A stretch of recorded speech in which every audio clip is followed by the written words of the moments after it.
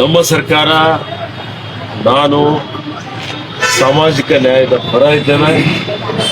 ಬೀದರ್ ಜಿಲ್ಲೆಯಲ್ಲಿ ಪ್ರಪ್ರಥಮವಾಗಿ ಸಾಮಾಜಿಕ ನ್ಯಾಯ ಕೊಟ್ಟಂಥದ್ದೇ ನಮ್ಮ ಜಿಲ್ಲೆ ಬಸವಣ್ಣನವರು ಮತ್ತು ಬಸವಾದಿ ಶರಣರು ಅಂತ ಭಾಳ ಹೆಮ್ಮೆಯಿಂದ ನಾವೆಲ್ಲ ಹೇಳ್ಬೋದು.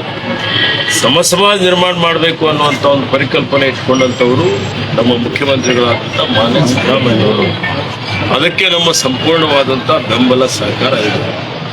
ಮಾದಿಗ ಸಮುದಾಯ ಎಲ್ಲ ಮೂಲ ನಿವಾಸಿಗಳು, ಎಲ್ಲ ಜಾತಿ, ಎಲ್ಲ ಭಾಷೆ, ಎಲ್ಲ ಧರ್ಮ ಜನರ ಪ್ರೀತಿ ವಿಶ್ವಾಸವನ್ನು ನೀವೆಲ್ಲ ಗಳಿಸ್ಕೊಂಡಿದ್ದೀರಿ. ಇವತ್ತು ಯಾರಿಗೂ ನಮ್ಮ ಸರ್ಕಾರ ಅಲ್ಲೇ ಮಾಡೋಂಥ ಪ್ರಶ್ನೆ ಇಲ್ಲ. ಸಚಿವ ಸಂಪುಟದಲ್ಲೇ ಇವತ್ತು ಪರಿಶಿಷ್ಟ ಜಾತಿಗಳ ಒಳ ಮೀಸಲಾತಿ 6-6-5 ಈ ಅನುಪಾತದಲ್ಲಿ ಮಾಡಬೇಕು ಅಂತೇಳಿ ನಾವು ಒಂದು ತೀರ್ಮಾನವನ್ನು ಮಾಡಿದ್ದೇವೆ. ಈ ತೀರ್ಮಾನವನ್ನು ಯಾವ ರೀತಿಯಲ್ಲಿ ಸಚಿವ ಸಂಪುಟದಲ್ಲಿ ಮಾಡಿದ್ದೇವೆ ಅದನ್ನು ಪೂರ್ಣ ಪ್ರಮಾಣದಲ್ಲಿ ಜಾರಿ ಮಾಡಲಿಕ್ಕೆ ನಾವು ಸಂಪೂರ್ಣವಾದ ಬೆಂಬಲ ಇರ್ತದೆ. ಮಾನ್ಯ ಮುಖ್ಯಮಂತ್ರಿಯವರ ಗಮನಕ್ಕೆ ತರ್ತೀನಿ. ನಾವೆಲ್ಲ ಮಂತ್ರಿಗಳು ಎಲ್ಲರೂ ಒಂದೇ ಇದ್ದಾರೆ.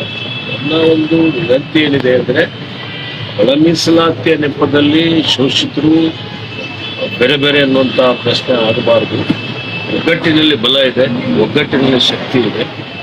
ಎಲ್ಲ ಶೋಷಿತರು, ಹಿಂದುಳಿದವರು, ರೈತರು, ಕಾರ್ಮಿಕರು, ನಿರ್ಗತಿಕರು ಎಲ್ಲರೂ ನಾವು ಒಂದೇ ವೇದಿಕೆ ಮೇಲೆ ಬಂದರೆ ಮಾತ್ರ ಇವತ್ತು ನಾವೆಲ್ಲರಿಗೂ ನ್ಯಾಯ ಕೊಡಲಿಕ್ಕೆ ಸಾಧ್ಯ ಆಗ್ತದೆ. ಆ ನಿಟ್ಟಿನಲ್ಲಿ ಎಲ್ಲರೂ ವಿಶಾಲ ದೃಷ್ಟಿಕೋನ ಇಟ್ಕೊಂಡು ಎಲ್ರಿಗೂ ಸಿಗುವಂಥ ರೀತಿಯಲ್ಲಿ ಇವತ್ತು ಒಂದು ರೊಟ್ಟಿ ಇತ್ತು ಅಂತ ಹೇಳಿದರೆ 4 ಜನ ಆಯಿತು, ಎಲ್ಲರೂ ಸ್ವಲ್ಪ 25 ನಾವು ಜೀವನ ಮಾಡೋದು ಕಲ್ತ್ಕೊಳ್ಬೇಕಾಗ್ತದೆ. ಆ ನಿಟ್ಟಿನಲ್ಲಿ ಇವತ್ತೇನು ನಿಮ್ಮ ಬೇಡಿಕೆಗಳಿದೆ ಎಲ್ಲವನ್ನೂ ಮಾನ್ಯ ಮುಖ್ಯಮಂತ್ರಿ ಗಮನಕ್ಕೆ ತರ್ತೀನಿ. ಸಚಿವ ಸಂಪುಟದಲ್ಲಿ ಅಧಿವೇಶನದಲ್ಲಿ ಚರ್ಚೆ ಆಗಿ ಇದನ್ನು ಪರಿಹಾರ ಕಂಡುಕೊಳ್ತೇವೆ. ಯಾರಿಗೂ ಅನ್ಯಾಯ ಆಗದ ರೀತಿಯಲ್ಲಿ, ಎಲ್ಲರನ್ನೂ ಒಳಗೊಂಡಂತೆ ಎಲ್ಲರಿಗೂ ನ್ಯಾಯ ಕೊಡುವಂಥ ರೀತಿಯಲ್ಲಿ ಇದನ್ನು ಜಾರಿಗೆ ತರುವಂಥ ಕೆಲಸ ನಮ್ಮ ಸರ್ಕಾರ ಮಾಡ್ತದೆ ಅನ್ನುವಂಥ ಮಾತು ಹೇಳಿದ್ದೇವೆ.